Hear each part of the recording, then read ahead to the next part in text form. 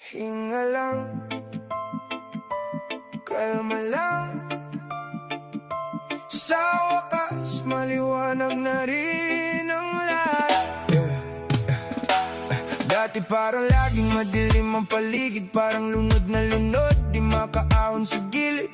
Inubos ang gabi sa pag-iyak mag-isa, naghahanap ng sagot habang nakatingin sa pader. Pero ngayon, wala na ang bigat sa dibdib, tunaw na ang lamig, di na nanginginig. Hindi na kailangang abulin ang anino mo, dahil nahanap ko na ang totoong ako. Hindi naman pala kailangang magmadali, para lang hilumin ang pusong sawi.